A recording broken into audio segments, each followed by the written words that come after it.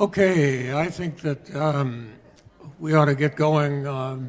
I'm Dick Rieselbach, and I'm going to be narrating this session. And we are really delighted to have Reverend Kent Mayfield with us for this morning. And just a few words about Kent. He has a bio that's unbelievable. He has lived an extremely full life. And I can just touch lightly on just a couple things. He was ordained as an American Baptist minister, and he has for some years served congregations in the Unitarian Universalist tradition.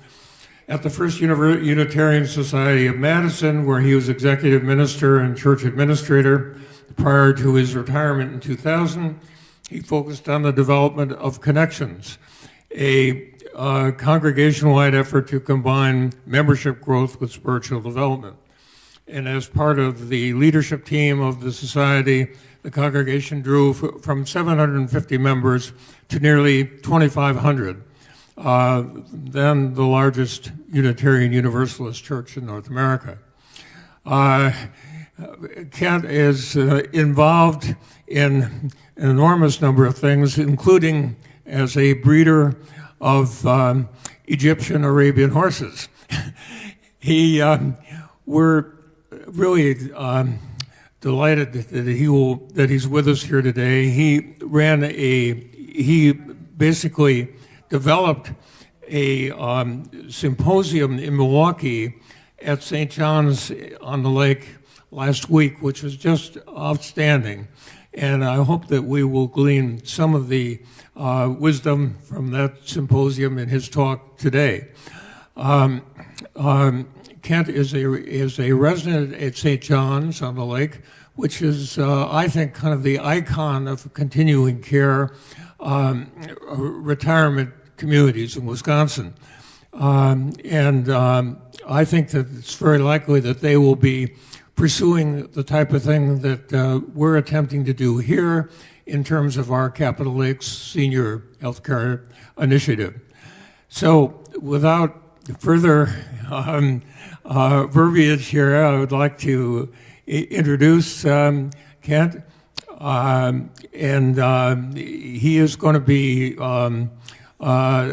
talking about medical, social, and legal determinants of advanced care planning, and he will discuss the basics of planning relating to advanced directives, as well as resources and tools for clergy, healthcare professionals, social workers, and family, among other things. And hopefully all of you picked up some of those handouts on the way in, and that hopefully will provide you with information to kind of reinforce what you're going to hear today from Kent's talk.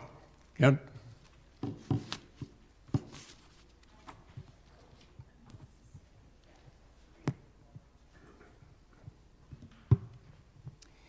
Well, he makes it sound like it's going to be something very serious. I assure you it will be. Oh, louder. Okay. I know that I'm in a retirement community if people ask louder. That seems to be the litany of our lives, louder, louder. You heard a little bit about me, and I suppose it's only fair that I should know something about you as well. So what can you tell me about who you are? Old, I know. How long have most of you lived here? 1 year? 8 years. 8 years. Are you the senior resident? 14 years. Others of you in between 6, 7 years, anything like that? No, relatively recent arrivals. Yes. Well, of course, Capital Lakes is an institution that is still in the process of growing to its full potential, and I recall before it became Capital Lakes, my good friend Ellsworth Snyder, some of whose work you find on the walls around, moved in, and that was sort of the first generation of people coming into Capital Lakes as Capital Lakes after it was Meritor. I lived in the in the Madison area, sort of. I worked, as you heard, at the First Unitarian Society, but I actually lived between Dodgeville and Spring Green. So that was somewhat removed from the world which you call home. My partner and I moved to Southwest Wisconsin from Chicago. Jack was an executive with Land's End, the direct mail merchant. And that firm had been based in Chicago for some time, and the owner, Gary Comer, was a very liberal-minded fellow and wanted to create a corporate culture that was other than might have been encouraged in Chicago. He wanted a very flat kind of administrative structure. He wanted those who were working in inventory to be working essentially next to the people who were directing the artistic side of the firm and the corporate structure. So he wanted everyone to live within driving distance of the corporate headquarters in Dodgeville. I thought, good Lord, what am I ever going to do in Wisconsin? But we moved. We moved to Southwest Wisconsin. We were became very active in the community there. I worked for a group that you may know here in town called the Association for Retarded Citizens. Can you imagine that 35 years ago or so we actually still talked about retarded citizens, but we did. And I became the bioethics specialist for a fledgling group based on a model from San Francisco, a new group here in Wisconsin called Elder Care of Wisconsin. And it began to shape the whole landscape for in-home care for the elderly rather than an institutionalized model for care. We were very active in the country. I was one of the founding members of a group initially called the Anybody But Bush Gang. We soon decided that we should be more dignified than that and called ourselves grassroots citizens of Southwest Wisconsin. And very active in a number of other organizations in the area which meant to do good. My partner is a really nice fellow. I'm not so nice. He volunteered in very in helpful, rather subservient roles around Southwest Wisconsin and found himself eventually, within a couple of years actually, on the bioethics committee of the regional hospital. He never told me, of course, anything that went on during the meetings, but he often talked about the kinds of questions that were being raised. Then one morning, at age 50, I woke up and realized that I was myself old and that I was living in the middle of a story of death and dying that was going on all across southwestern Wisconsin. The story was something like this. Elwood was an 89-year-old man who lived in Clyde, the little village not far from where we actually lived, a small town, and very small town.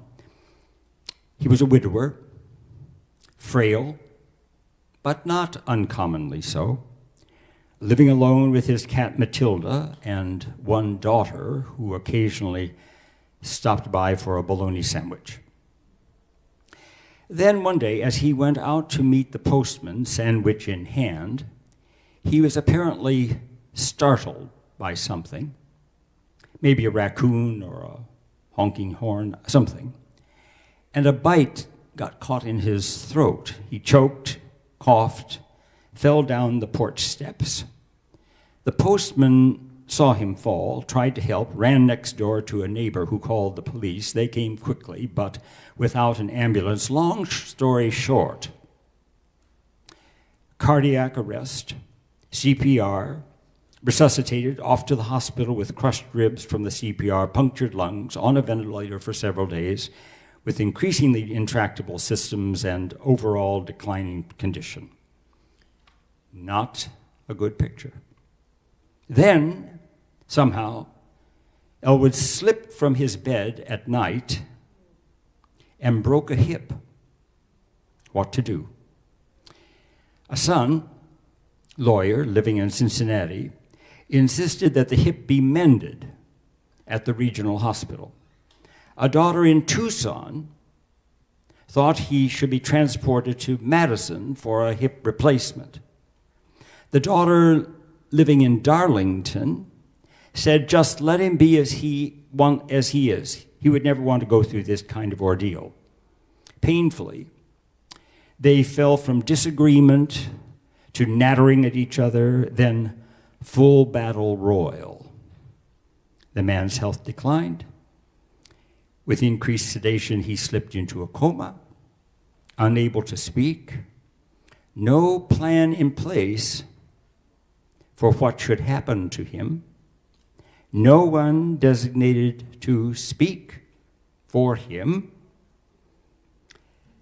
The man lived 6 months, eventually dying from sepsis brought on by bed sores. Now, I could tell you story after story of a similar sort. Doris, another fellow who came to me, who was sent to me by a social worker, for the man's son, who wanted to have a reverend come and talk with the old guy at 91. The stories go on and on. One after another, month by month, the same story told in different shapes of the same situations, families torn about, individuals left to die in hospitals and in nursing homes with no instructions as to what next should happen to them.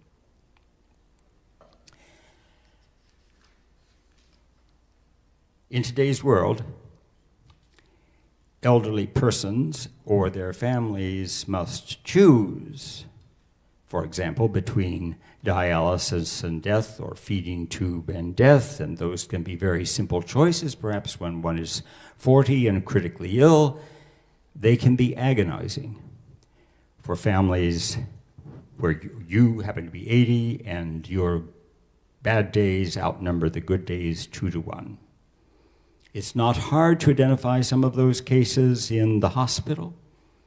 Among the patient care team, nurses, physicians, nursing assistants, physical and occupational therapies, and so on, there is often a palpable sense of what in the world are we doing to this patient. But very often, unfortunately, too often, the patient has not told the caregivers what he or she most wants to happen as life comes to its end. I was very well connected in southwestern Wisconsin. Jack and I were both very well connected in southwest Wisconsin. We decided that we could change that scenario. And I did, sorta. I pestered the ADRC staff, nudged at public health nurses, went to La Crosse for multiple trainings, up to Reedsburg to work with really amazing Catholic sisters there. We batched up advanced directives by the carload. Aaron Dunn, a remarkable family practice doc in Dodgeville, was my fellow traveler on much of that journey, and he and I lobbied others at the Wisconsin Medical Society, which moved aggressively to develop what we now know, and you see a number of papers on the table outside. We now know that as Honoring Choices with Wisconsin, a Wisconsin Medical Society initiative committed to promoting the benefits and improving the processes of advanced care planning all across the state, in healthcare settings and in the community. It assists healthcare organizations and community partners with designing a comprehensive, sustainable approach to advanced care planning with all kinds of conversations about future health preferences at its core. We used mostly the paradigm, training principles, and methodology for respecting choices, the first step model developed at Gunderson Health System now partners with the CTAC Innovations, a national not-for-profit, nonpartisan coalition that is intended to improve advanced illness care for all Americans. It's a remarkable, internationally recognized, evidence-based, advanced care planning model for person-centered care. So, the effort has been successful, right? Advanced care directives are widely acknowledged across, especially the elderly population, as an important dimension of personal futures planning. How many of you have advanced care directives in your pockets? Most of you. Remarkable. Really remarkable. Across the country, however, 90% of people say that talking with their loved ones about end-of-life care is important, but only 27% have actually done so. 60% say that making sure their family is not burdened by tough decisions is extremely important, but 56% of that 60% have not communicated their wishes in any formal manner. 80% of people surveyed in a recent survey say that if seriously ill, they would want to talk to their doctor about their wishes for medical treatment at the end of life, but only 7% have had that conversation. 82% say it's important to put it in writing, but only 23% have actually done it. Why? Why do you think it is that most people say they want it, but actually don't do it? Any idea? Inertia. What? Inertia? Yeah, maybe. Could be. I just haven't gotten around to it. I really meant to do it, and so on. Fear. I think fear is very much a part of this constellation of behaviors, this characteristic of us. Fear, not so much about, it's not so much that we don't want to talk about death. It's not quite like that. The elephant is, it's like death is kind of an elephant in the room. If no one mentions it, everyone still knows it's there. But it is an apprehension about how to get into a conversation about it. This is not something you go out for a supper and bring it up as the first topic of conversation. The popular answer is, I don't know how to talk about it, and we're really not so sure with whom we ought to have that conversation if we are going to have it. Now, I'm not suggesting that you necessarily have to have a conversation about death today. I suspect that at some point, those of you who have advanced care directives had some kind of conversation sometime with someone. How long ago, let me ask, did you have the conversation, which most of you say you have the advanced directives. I don't know whether you had a conversation about the advanced directives. How long ago did you have that conversation? Within the last 2 years? How many 2 years? How many within the last 10 years? More, see. 15? Let me tell you, I live in a place like this. 20 years. 20 years.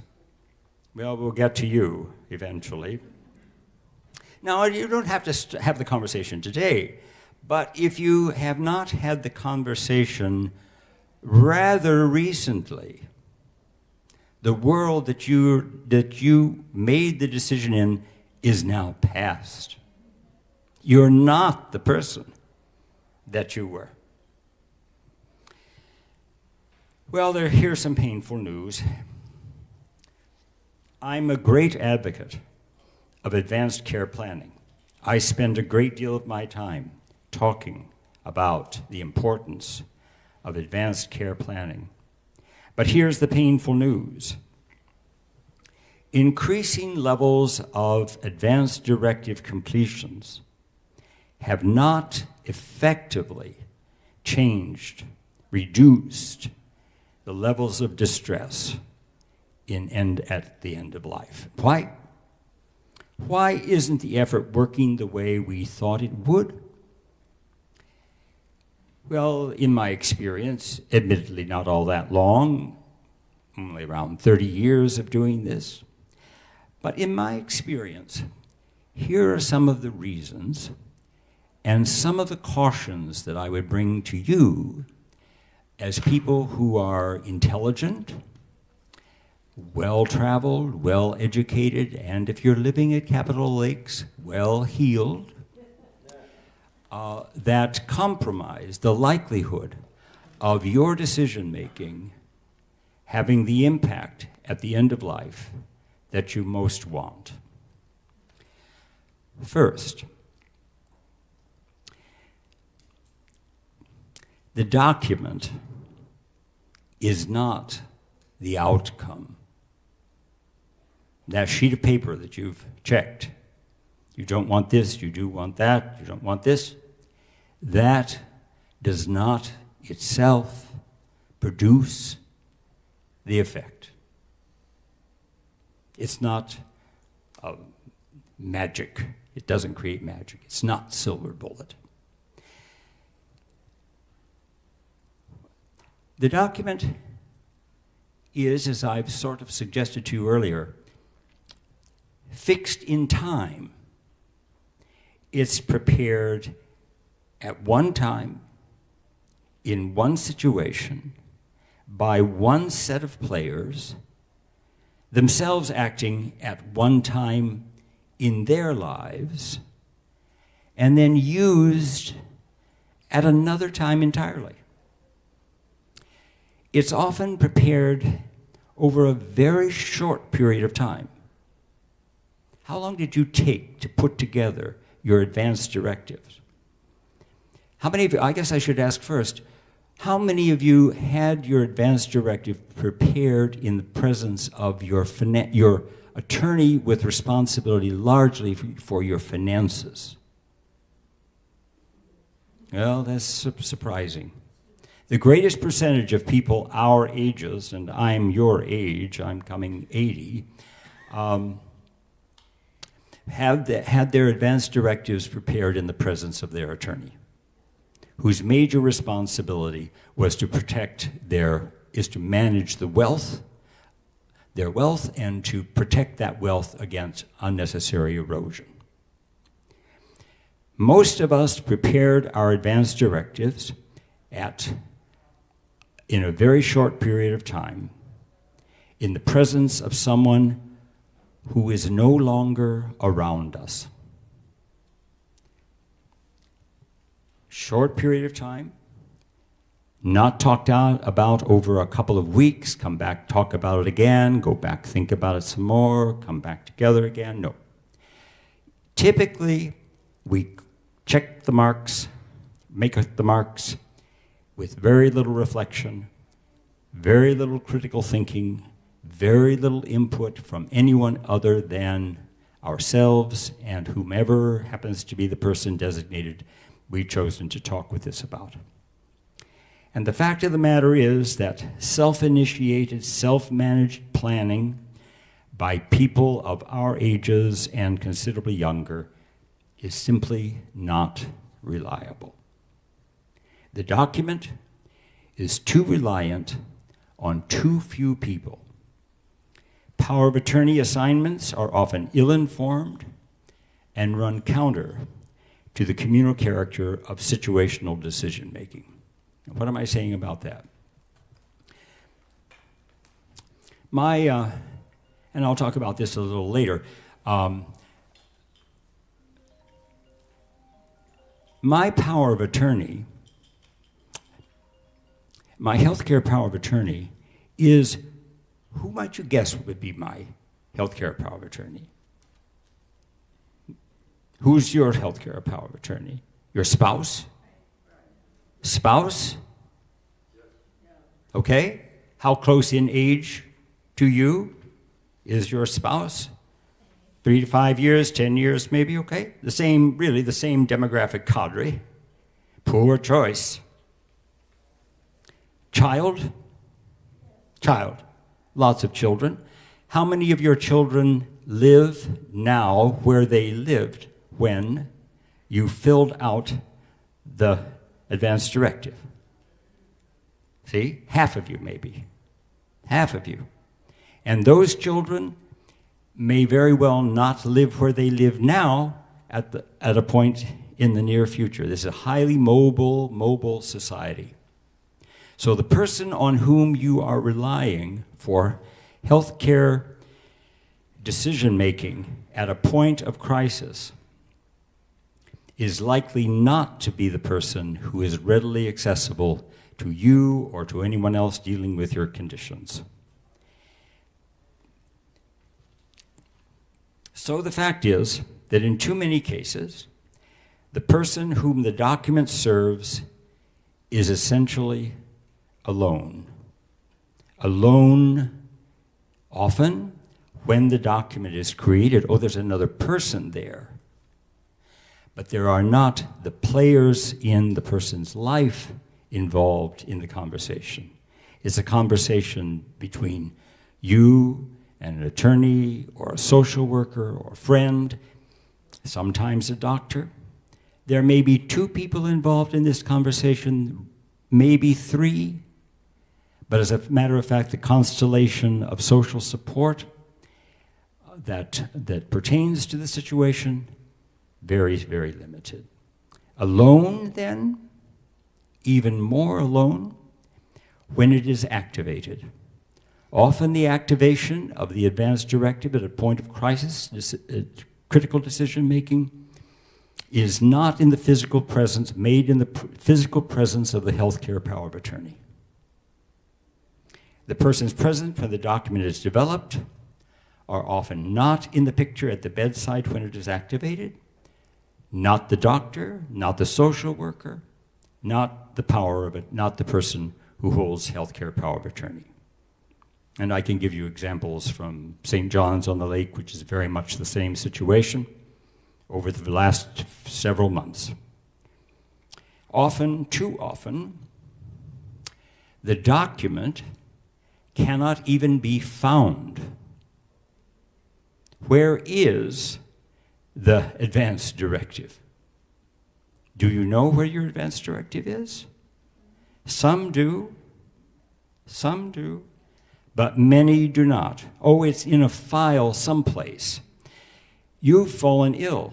You're very frail. Your situation is declining. You don't have materials in place. You can't even remember. You can't remember what you had for breakfast. You surely can't remember where you've put that doggone file in which you might have put the advance directive along with your will. But you are left essentially alone. The person who is charged with making the decision is not there. The document which even identifies this person is not there. Often, you are not in the same place that you were when you made out the document. You are in a different hospital system and in a hospital system that has with a health information system that is incompatible with the hospital system where the document may be on file.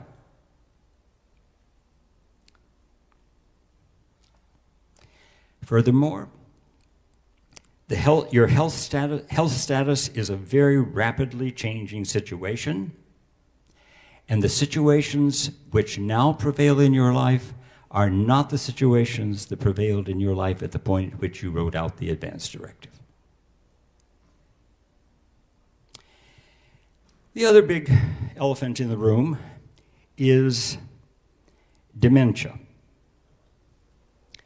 And no amount of sophisticated dickering with the small print alters our uncertainty in dealing with dementia in the context of family shared decision-making with regard to the end of life.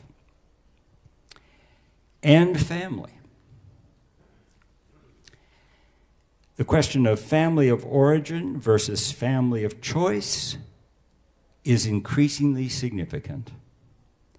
Many of you may have made out advance directives at a point at which your marriage status is significantly different than your present marital status. You may have been divorced. Your partner may have died.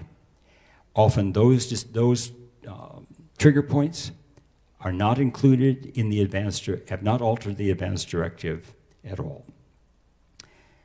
Wisconsin is not a next of kin state, which is good in some ways, but in other ways it sets a very high bar. The fact that you are related by blood to a person does not give that person any particular status with regard to decisions that are made at the end of life.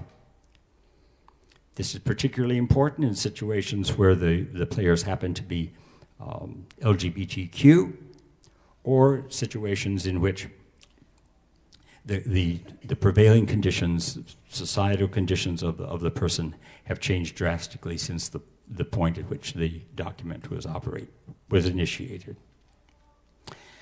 I said that 30 years ago I woke up old, but the fact is that professional health care is taking a very long time to wake up white. Now I'm looking around the room, and we are essentially a white population, pretty much white bread here at Capitol Lakes, I suspect. That's not unusual for CCRC facilities such as this.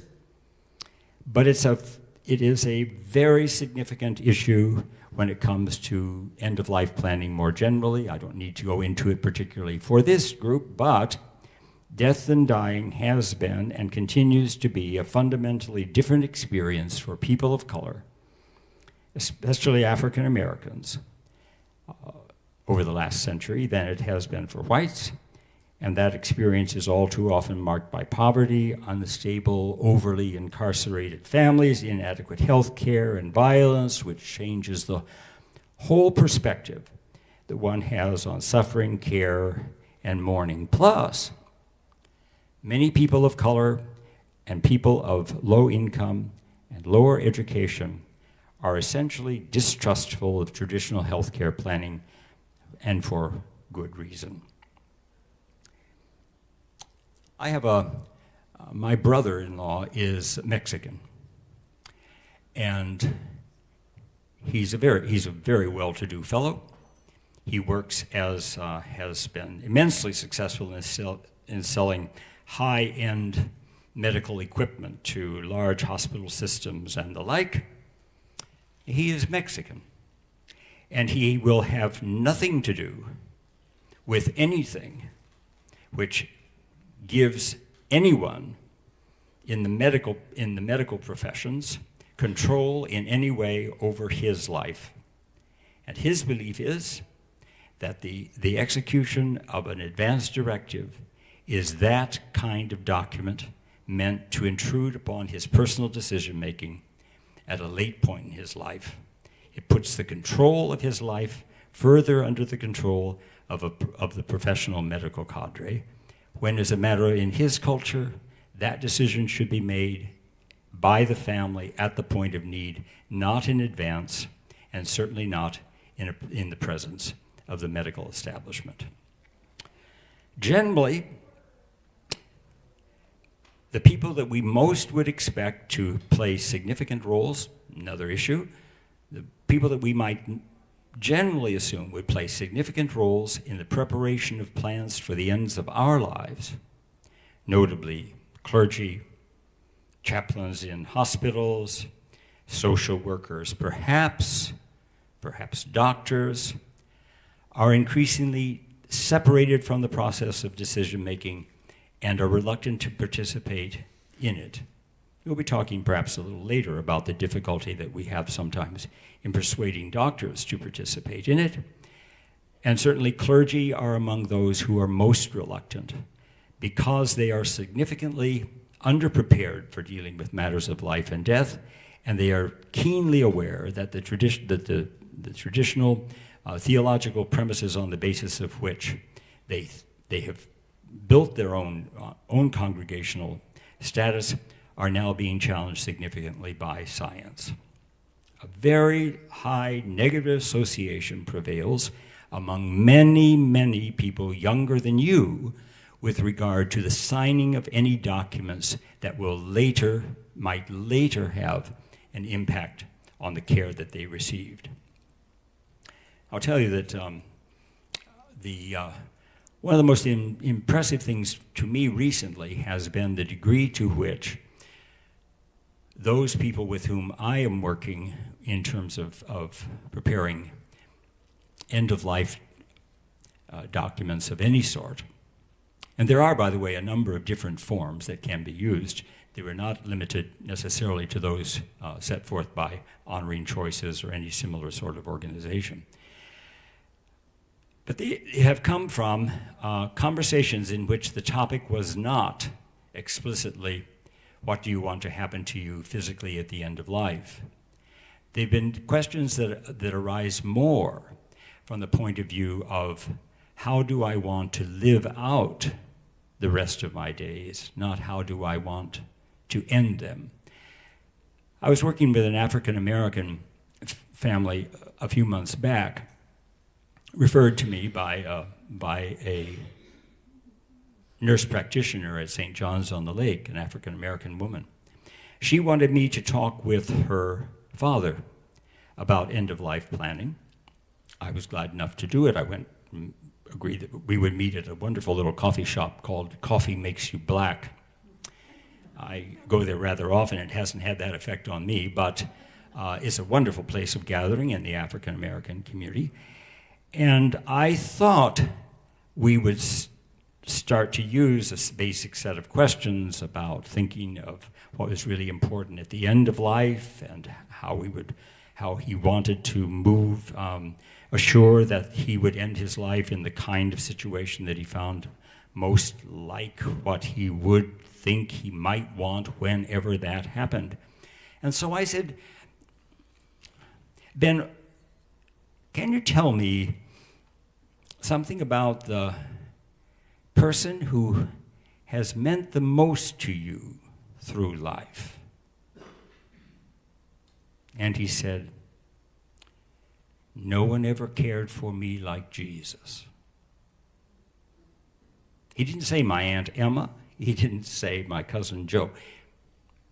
He moved directly to what was clearly the core, abiding source of trust and security in his life. That was his faith. He wasn't concerned to talk about tubes. He wasn't interested in talking about ventilation. He wanted to talk about the degree to which his faith shaped his life. My insistence to you as well is that the basic issues to which you will be giving your attention as you begin to rethink the legal import of what you're doing in an advance directive, the medical import of what you're doing in an advance directive, is less dependent upon the decisions that are apparently physical, more dependent upon those core values which have informed your life over time and suggest the way in which you want to live out your life rather than the way in which you want to end your life. All that said, the sharp divides between rich and poor, educated and uneducated that we see on the political landscape are equally prominent at the end of life. And one major change, which is a change to which you should be giving attention, I believe, as you think again about what you are doing with this kind of planning, is the introduction of the hospitalist. You all know the hospitalist, noble new professional cadre, I'm sure. But the hospitalist is now in major healthcare institutions, hospitals and like, the go-to person with regard to your care, and not your doctor. Your personal physician, in many situations, has no role to play in your care at the end of life. So you negotiate, you want to talk with your doc, if your doc will even talk about you. Although today, docs are more willing to talk, I'm glad to say, but largely because they are going to be reimbursed for a conversation on end-of-life planning once a year by Medicare, which tells you about what their level of interest is, I must admit. But if you go into the hospital, you are likely to be admitted to the hospital on the recommendation of your oncologist or your pulmonary specialist, or you're going in through the emergency room because you're feeling the onset of your doc or nurse practitioner with whom you work here perhaps, sees that there is a likely onset of pneumonia. You go into the emergency room, and from that point on, the hospitalist is the person who negotiates your care, who knows nothing about what you cared most about, what your family would care about, what you dreamed for and aspired for at the end of your life, and can very often spend days finding in the electronic database the document on which you think he's going to rely, she's going to rely, with regard to the end of life care. It has changed entirely the level of confidence that people of our ages have had for years in their primary care physician. And it has changed very much the atmosphere in which the initiation, the activation of advanced care health plans is going on. What many of us don't realize, I think, is that the plan itself, the document itself, is a point of reference only at the point at which the anticipation is that death could be very, very near, or that your inability to speak compromises your ability to speak for yourself. You can't speak for yourself, therefore a document is going to speak for you. It does not, as a matter of fact, have much to do, anything to do really, with the way in which care is delivered up to that point. There may be critical points where there's going to be a ventilator, or there's going to be intubation, whatever, but we're really at the end of things when activation is authorized by the healthcare power of attorney. So, what do I suggest? Well, I suggest that you, as you're thinking here, I've painted this rather dismal picture of the effectiveness of advanced directives. I am an enthusiast of advanced directives, but I am not an enthusiast of advanced directives as the primary goal of the whole planning process. I believe that it's important here, especially in a place such as this, although it does not have an overtly spiritual or religious anchor, that you plan together in this senior health initiative to create a context of thinking about the ending of our lives, dealing with faith, dollars and cents, how you want to live, what your residential preferences are, what they are not, what kinds of conversations need to go on in order for staff here to know who you are, and that those conversations be held in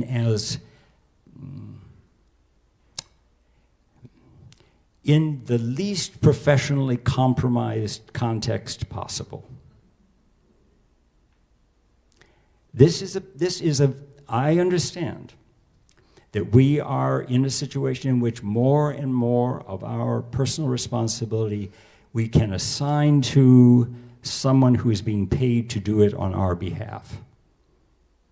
And that's very good in many, many ways. But the degree to which a paid professional takes charge of our decision-making, begins to speak on our behalf, the likelihood of our true wishes finding expression is diminished. I'm not against professionals.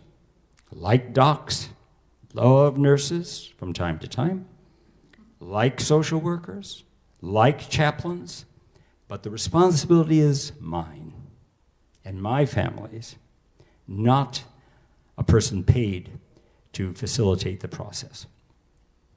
Then I think the end-of-life decision-making structure needs to be rethought in a very serious way. Most of us have executed advance directives, written advance directives in a number of forms, at what I call step one. Step one is just that, step one. It does not describe the condition which may occur at any number of other trigger points along the way. Now, we're advocating rather generally that a yearly reassessment of the physical and psychological condition should prevail.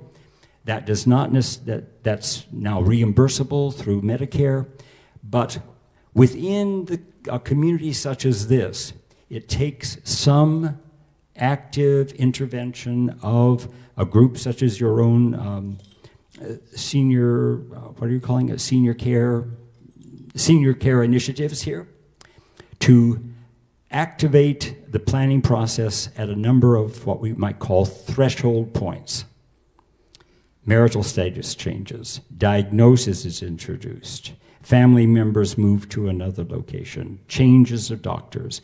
These are all points at which the advance directive ought to be reconsidered.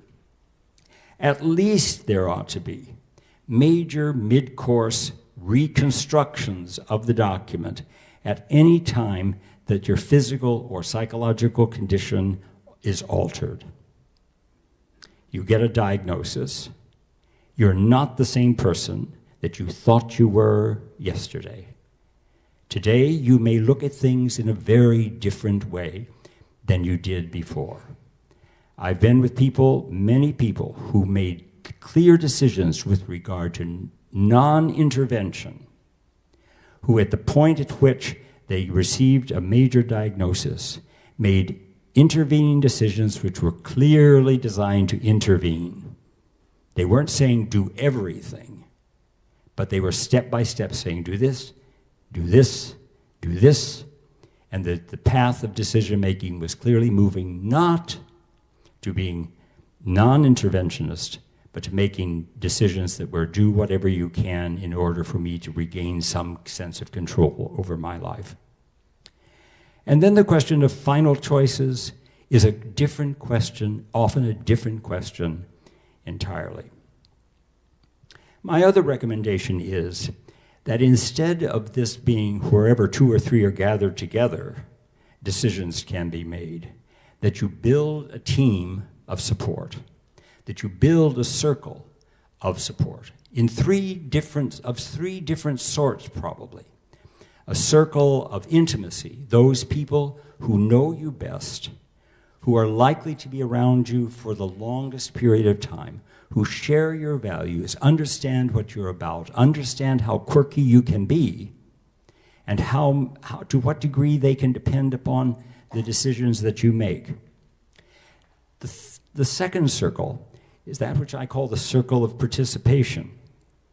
Those people who regularly participate with you in the making of other kinds of decisions than those decisions that you're specifically talking about.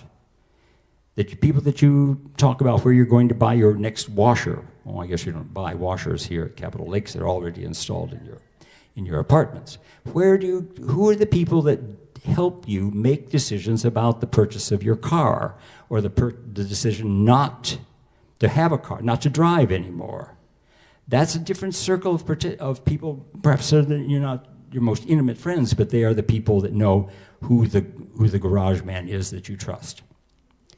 And then there's another set of people call it the circle of exchange. These are people with whom you are going to feel free to say,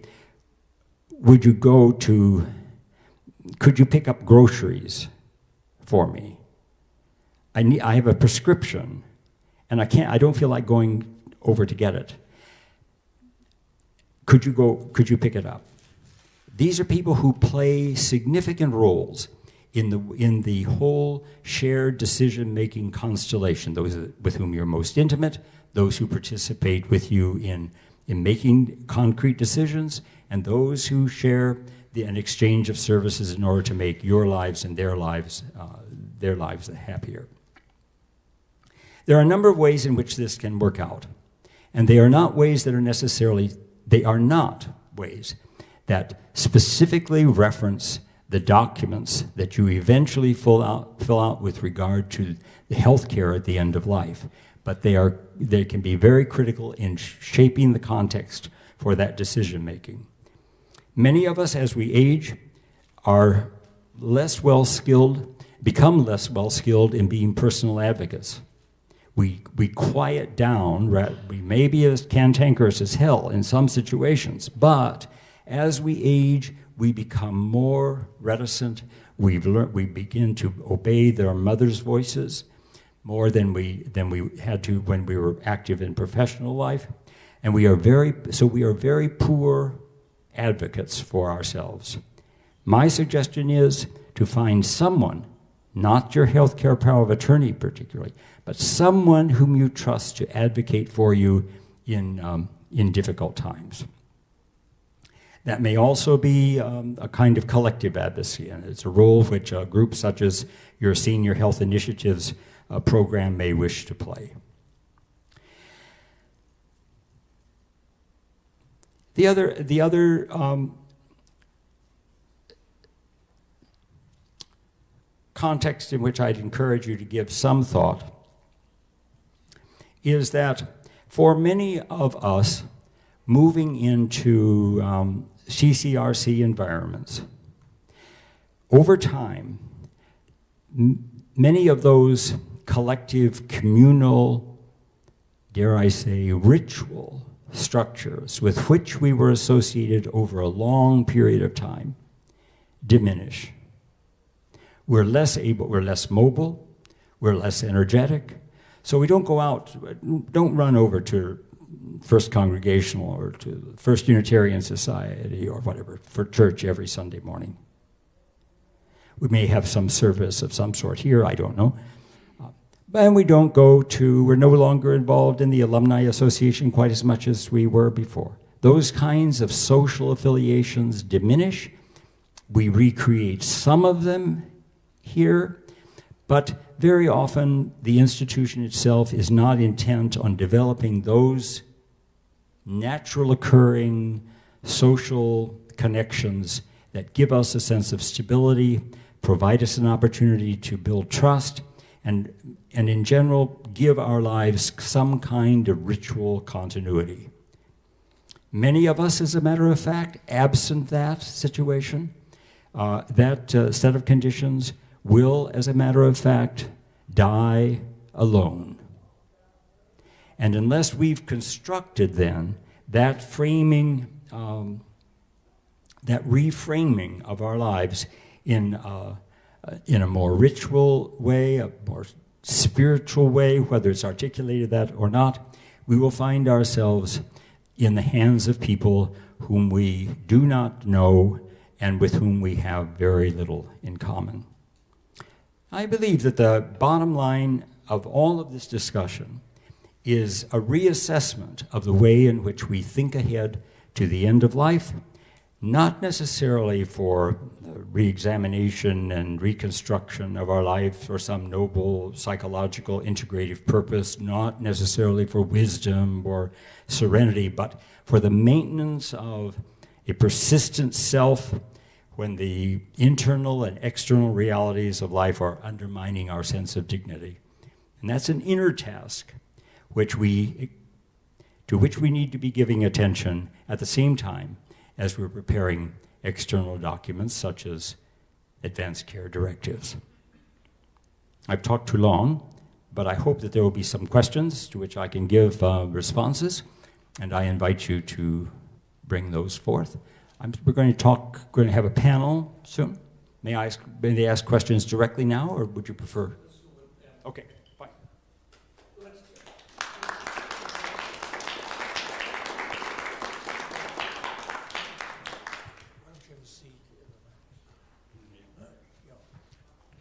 Kent, this was a extremely provocative and wonderful talk that I think has got many of us thinking a great deal, particularly about our lives here at Capitol Lakes. And is there something missing? And that's basically what our seniors healthcare initiative is all about, is are there things that we can add to our lives at Capitol Lakes that will make our lives more complete and gratifying? And certainly this area is an extremely important area in terms of what you've heard about this morning in terms of advanced care planning. And what we hope is through the program that we're initiating with social work, medical social work students and faculty who will be available to help residents navigate the very convoluted and complicated area of advanced care planning and provide the guidance where people can work with their families and work with the people that they trust. And the point that Kent made about hospitalists is so important. Every one of you, if you're admitted to the hospital now, your primary care doctor will not take care of you. It will be a hospitalist. And there is, on Epic, a place for advanced care planning. How many of you have your advanced care plans on Epic? Okay. Well, there is a portal on Epic, and that's one of the things we're going to be working on. We have a very experienced former Epic employee who works with us, and as people develop their advanced care planning, we want to make sure it's implemented on the Epic portal so that when you go in the hospitalist can look on your medical record, electronic medical record, and see exactly what you've decided on and what you want. Okay, on our panel this morning, Kent is going to be serving along with Judy Snyderman. I think Judy is still here, hopefully. She may had to leave. Maybe she had to leave. Okay, and Jay Levy, who's the co-director of our Residents Advisory Committee, who's going to be on the panel. And Jay, you have a seat. And I had hoped that. Oh, Mia? Yeah, I didn't realize you're here. Wonderful. Mia Morissette is here from University Hospitals, and we gave out some of her material when you came in, and that's great. So we have a very effective panel. We are hopeful that that Tracy Schrepfer, who's a very nationally prominent medical social work leader, would be here, but she could not make it this morning. But I think the panel we have will be able to address your questions quite nicely. Jane is going to handle the microphone. Here she is. Okay, we're going to give her a microphone to... This one's working. Okay, because they've got... Yeah, and I'll take this one. Okay. Here's Judy. Dick, here's Judy. Okay, we have, Judy, okay, terrific. Let me, now we have our full four-person panel. Wonderful. Okay, we introduced Judy as a member of FEN, and we gave a wonderful talk. You need your mic. You need your mic. We gave Dick. a wonderful talk here last week. And so that we have a broad selection of experts on the panel. Okay, first question. It would be way in the back corner. I'll go to Florence first. I have a mic.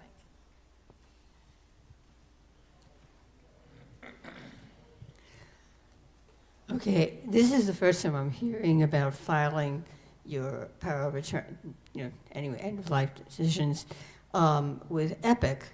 I asked you at UW that my documents and stuff be in their files. So is it different? Is there a difference between what you're saying file with Epic and with my having turned it in when I went for an appointment and said, put it on, I think I'm the one who probably ought to answer your question. The Epic files are new. And just very recently, everybody in Madison must have Epic now. Oh, every doctor must use Epic. Every hospital must use Epic. And this is in the process of being developed. And whether your doctor has your advanced directives on Epic or not is something that we want to encourage people to find out and ask. So it's not something that I do, it's something the doctor has? You ask the doctor, is your advanced planning on your Epic file? Okay. It's my chart. No, it's not my chart. It's not my chart? No, Epic is different from my chart. Epic is very different from my chart. Mia is going to tell us Yes, about this. is this on? Okay. So I work at UW Health, and all of the health systems in Dane County are users of Epic now. And so when you file your advance directive with your physician, it should be filed into the Epic system. Though the one issue we have in Dane County is each health system has their own way, and we're not communicating yet. So if you go to UW Health for some things and you go to Unity Point Meritor for others, you need to make sure that each system has a copy. And we recommend that you don't keep your advance directive under lock and key, that your physician has a copy, or your health system. Each of your healthcare agents has a copy, and then you keep the original. And one little trick that I've been talking to people about is using Google Drives. Many of our kids and grandkids that we might appoint as our healthcare agents are moving around. They're not, keeping paper is hard, that you set up a Google Drive where everyone can access your important documents. So that's a little trick we've been trying lately with people. Dick, is that something that our program will help with? The other is, of course, and I don't know what your situation is here, I haven't looked recently at how Capital Lakes is organized with regard to levels of care. Most of you are living independently, and then there's an assisted living section, I'm assuming, and then skilled nursing, as I recall. They have a certain level of independence and integrity. So it's really critical that the likelihood is you're not going to stay in one situation for the remainder. We all know what the end of this is, but we're not going to be in the same physical residential setting at each point as we move along that trajectory. Very often the problem occurs that what is present in one organizational unit is not necessarily communicated well in the next one, nor in the next one. So the notion that we provide our advanced directives to these primary representatives of the medical team is in many ways naive. The people who are actually are going to have that regular access to the material at the front line are the healthcare providers at another level, nurse practitioners, director of clinical services, whatever. So the more widely the information can be disseminated, the better. The other is that there are likely to be occasions when there are interventions which you did not expect. You may have a cord in your apartment that you can pull, and it calls for emergency services. And someone dials 911 or whatever. And the EMT staff come to give you service. and they will act without instruction unless they have very clear direction. And if you are not in a position to give them the direction, they are looking for something. They're looking for the bracelet, or they're looking for a packet of information, emergency packet of information that you put on the back of your bathroom door, or whatever the practice is here. But those very simple protective strategies on your part will increase the likelihood that what you thought you wanted to have happen actually will. Good question up here. Given that we're all just kind of at various stages in this process of getting our together, do you have any recommendations on how to handle a situation where there's a conflict between, let's say, my daughter, who's my healthcare power of attorney, and a hospitalist who has a viewpoint about something, and there's a conflict between how to proceed? How does one handle that? I mean, what are the recourses? I mean, because if you're in the hospital and the hospitalist is responsible for your care, and they decide that this is the way we have to go, and my daughter says, no way, the hospitalist has the power. What does one do in that situation? So I can speak to the fact that... Hold it closer. Oh, sure. I can speak to the fact from being at UW Health that the staff at the hospital look very deeply to find what your wishes would be in your health situation, and look to make sure and hope that your healthcare agents can accurately represent those wishes. So though there are conflicts, if your wishes have been well documented, I would find that often hospitalists will really weigh those out. I don't see a lot of battles around end-of-life care, though I'm not on the hospital floors on a regular basis.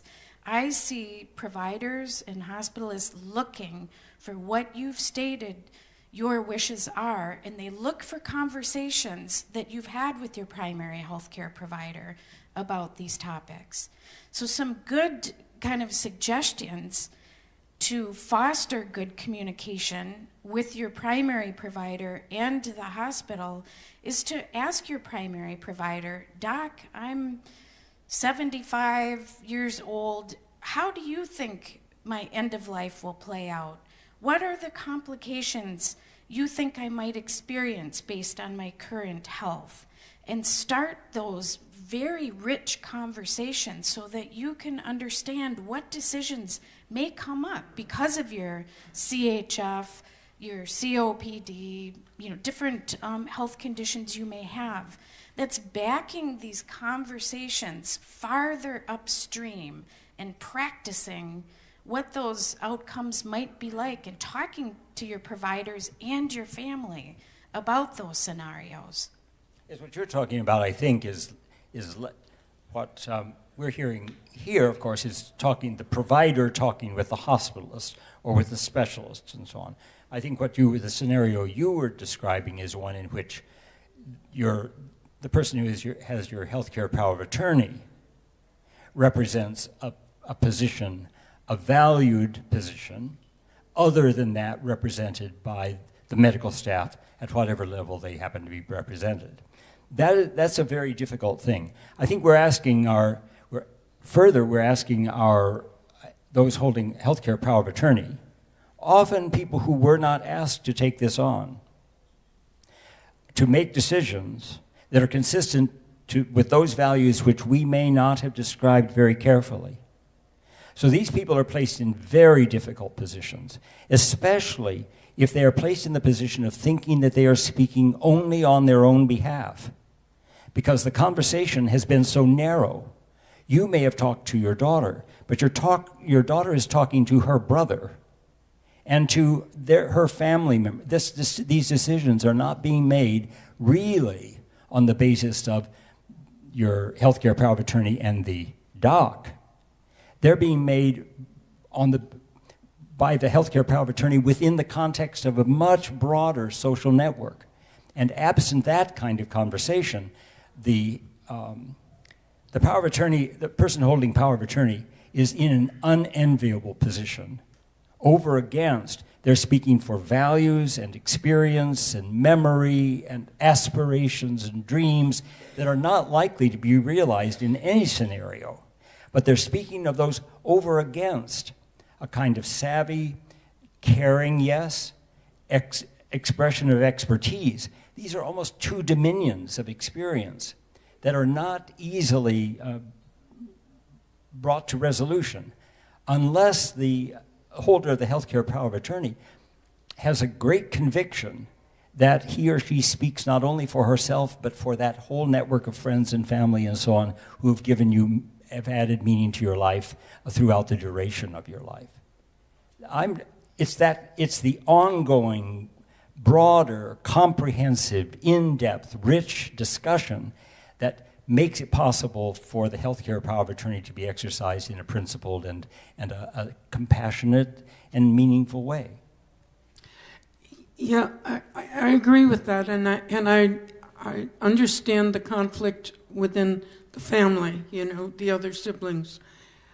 Where my question lies is when what you're all describing, when that process breaks down, when there's not a resolution between what my daughter says she knows I want and what the hospitalist or the system is determined is in my best interest. And when that breaks down, when there's no resolution for that, then how does one handle that? What happens? So there are a couple systems at UW Health. One is called patient relations. If a person feels that their needs are not being met in the inpatient setting, it's a complaint system. And the other ultimate system would be an ethics committee at whatever health system you're at, to really pick apart the nuances of your situation, and if there's conflict between the health system and family, to look at it through the ethics lens. So that would be another option, perhaps. But the simple answer is your daughter prevails. That's what this is all about. Your daughter, your healthcare power of attorney prevails. Unless you've, in my experience working with a number of ethics committees, these are almost always post-incident discussions.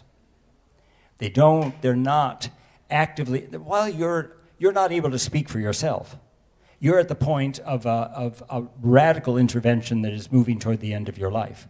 They're not going to convene the bioethics committee to talk about this over coffee. This happens, it's a principal discussion, it's an urgent discussion, but it's after the incident. And the healthcare power of attorney does hold the keys in this situation. May not make her a very popular person with the docs on duty, but that's the role that you've asked this person to play. And there's no guarantee it's going to be a happy one. Now, if you happen to have a healthcare power of attorney who acquiesces to the authority and the power of the medical establishment, instead of doing the work for you, you've chosen the wrong person. It's not an easy position. And the thing that just distresses me so keenly is that we often make those decisions in a relatively uninformed and casual way. It's wrong, but that's only we can do that. And if our doc encourages us to do it, I think you maybe need to find another doc. But the fact is, we're placing an enormous burden on people who say to themselves after the fact, my God, how did I ever get into this?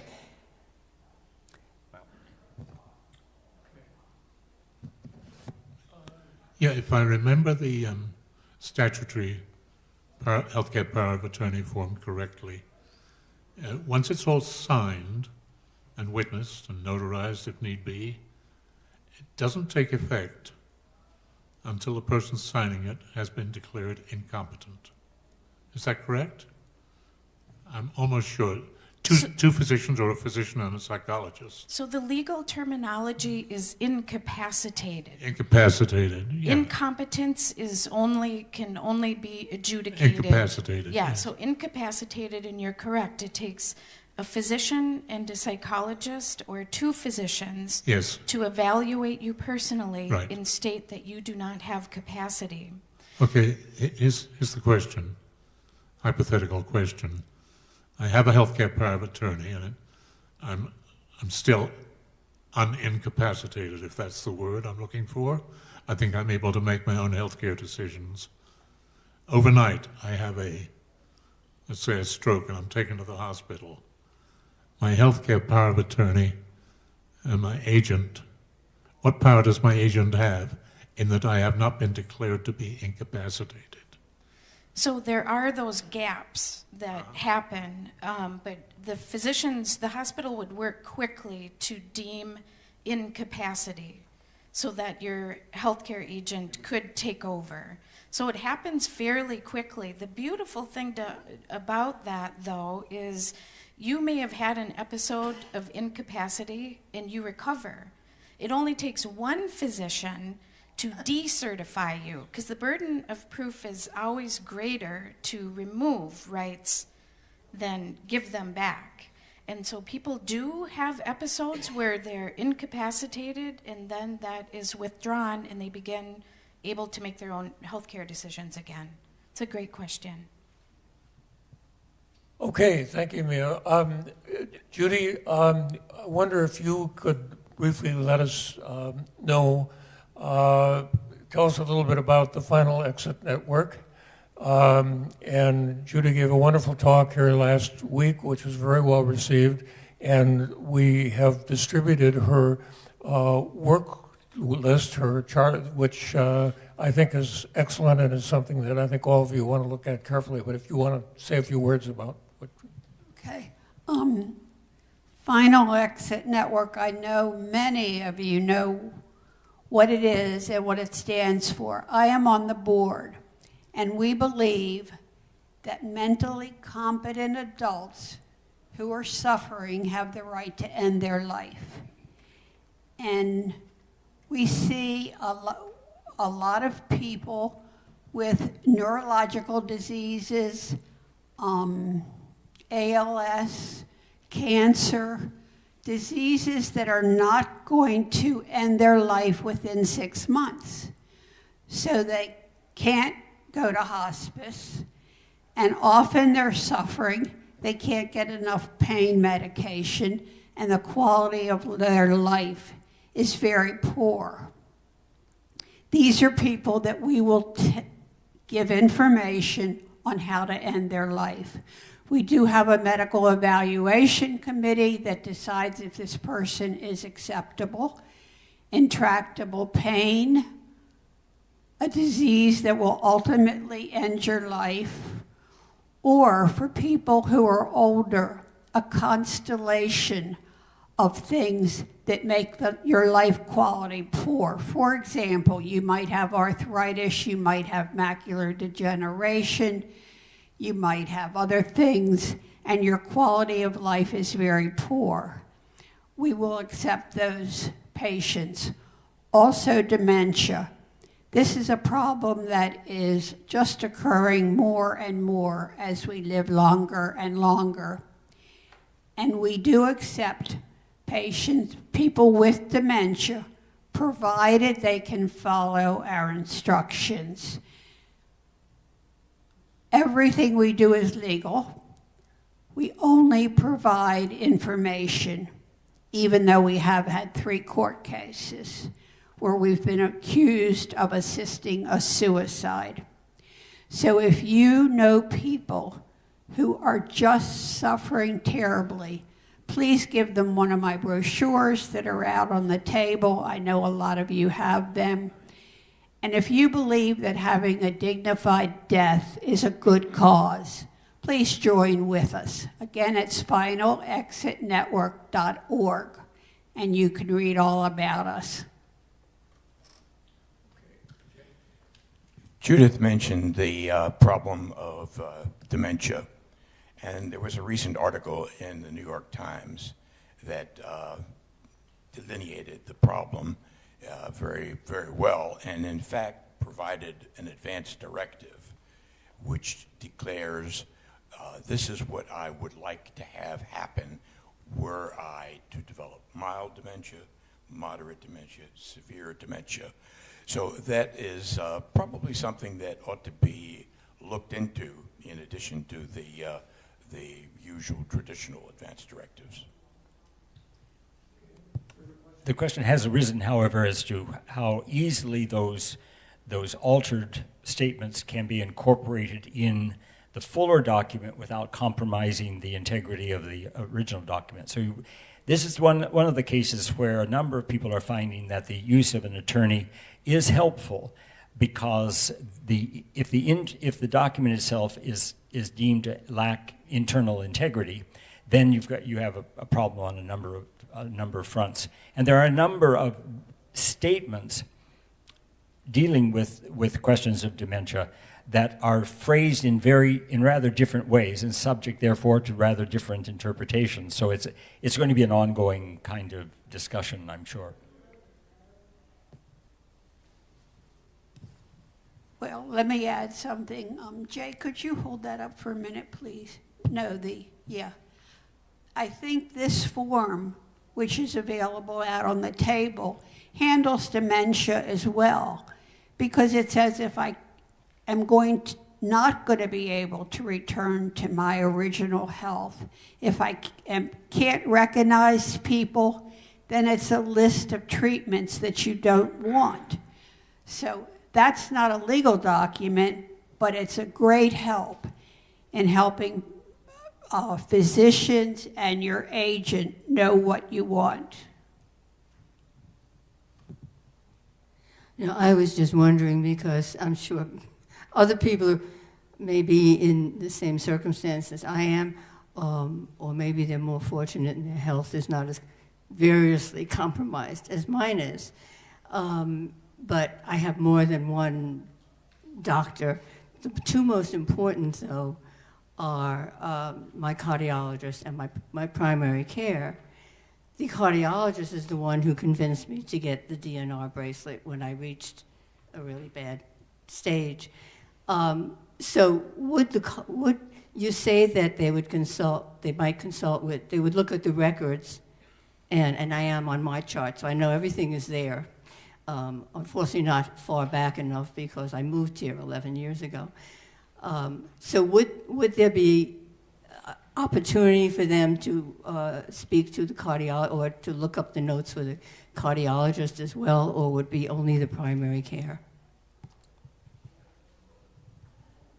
So the EPIC system allows all of the providers to see each other's notes and be able to see the progress from a cardiology visit to a primary care visit. And I worked in the primary care clinic, Odana Atrium Clinic, which has a large population of older adults, and I watched the interplay electronically and phone to phone, note to note, by providers and specialists. So that is very key, that communication, and I do see that occur.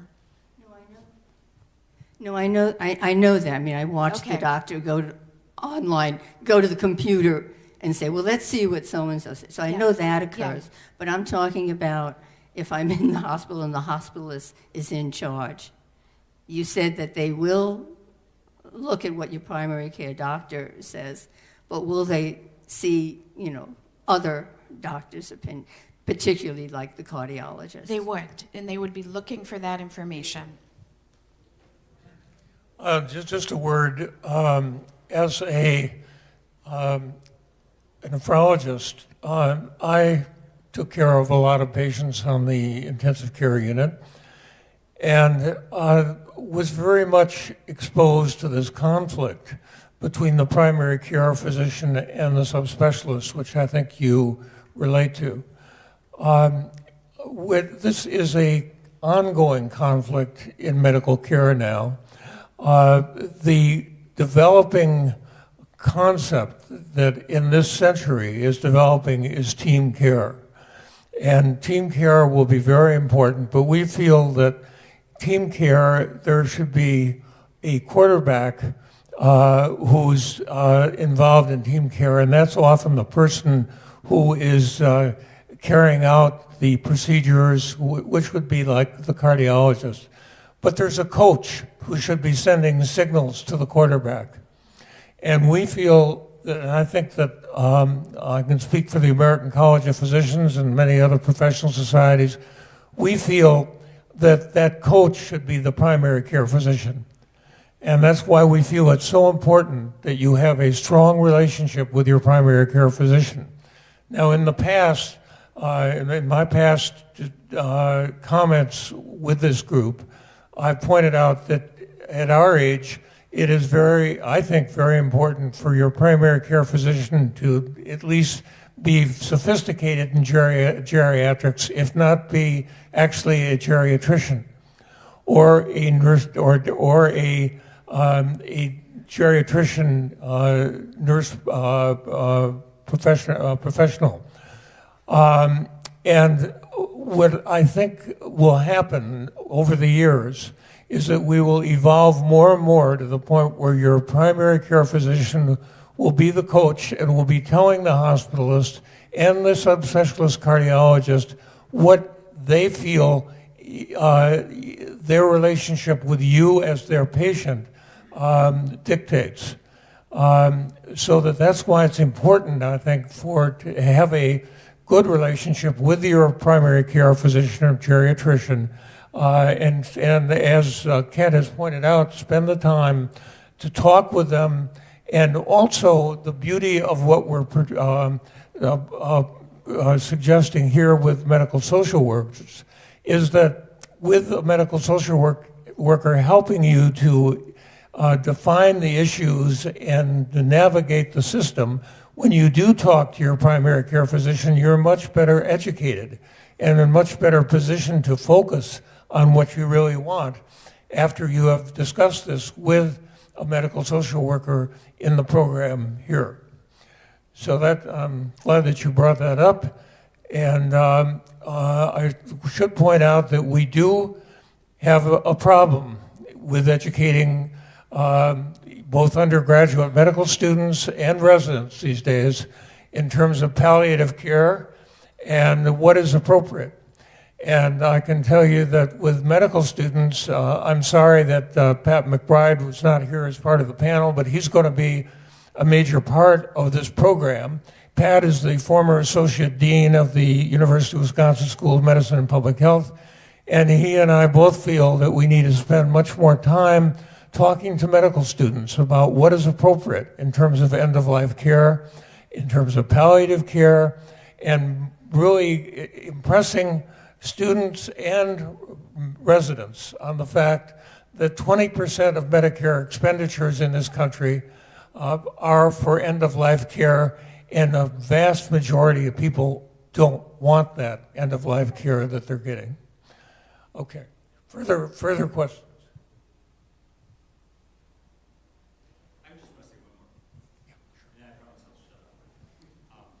Just last week, we had the opportunity in Milwaukee to talk with Jessica Zitter. I don't know whether the name Jessica Zitter means anything to you in particular. She's the author of a new book, 2017, called Extreme Measures. The extreme measures being those measures that are taken under kinds of circumstances that you're talking about.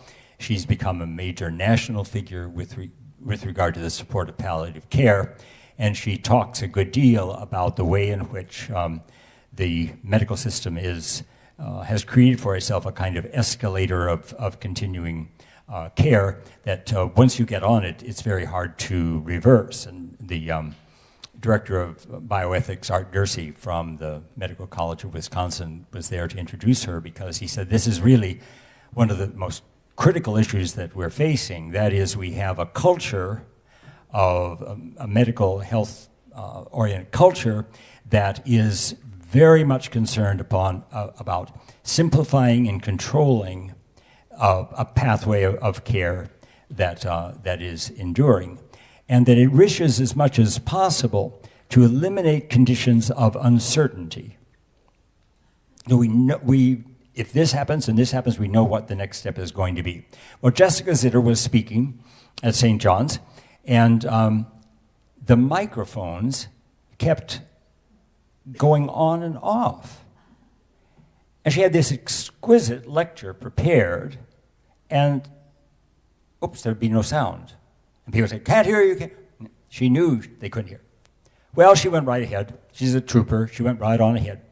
And it was a wonderful presentation. Everyone was quite thrilled with it and so on. She called me, however, she's a palliative care specialist in San Francisco. She called me late that evening and she said, I was desperately upset about it, red-faced, because I put this symposium together, for she was sort of the star attraction. And she said, this was the most wonderful thing for me.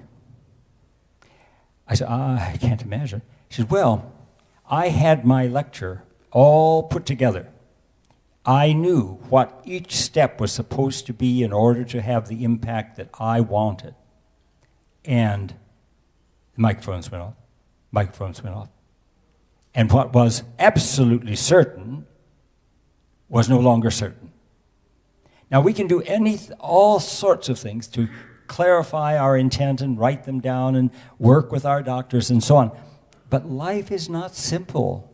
Don't we know it? It's terribly uncertain. So part of the challenge for us as we age is to welcome a certain level of uncertainty. Maybe not embrace it, but understand that no matter what you do, no matter how carefully you've planned and talked with your kids and talked with your several doctors and so on, when it comes to it, it's not a clear yes or no. It's likely to be very ambiguous, and it's going to be a struggle for you and for, insofar as you know what's happening to you, and for your family, and for those who are caring for you from within the medical establishment. So I guess the whole question of certainty versus uncertainty is something that we, as we grow older and older, need to understand as part of the fabric of life. Before we close, I'd like to mention the book Being Mortal by Atul Gawande. And for those of you who have not yet had the opportunity to read it, I would highly recommend it. Being Mortal. I'm sorry. The name of the book is Being Mortal, and it is written by Atul, A-T-U-L, Gawande, Gawande.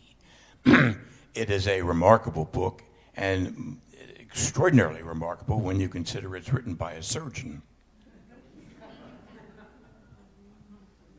Right. Well, again, I'd like to thank Kent and the rest of our panel. And Kent, we've really appreciated your sharing your wisdom with us here today. It's been a remarkable experience. And let me urge you to come this afternoon if you're interested. We're going to do some brainstorming about what we can do here at Capitol Lakes to implement the best possible system for enhancing advance directives. We'll be meeting at 1 o'clock in the Seasons dining room, and we'll have some tables arranged there where anybody is welcome who would like to give their thoughts and ideas, and we will be attempting to develop our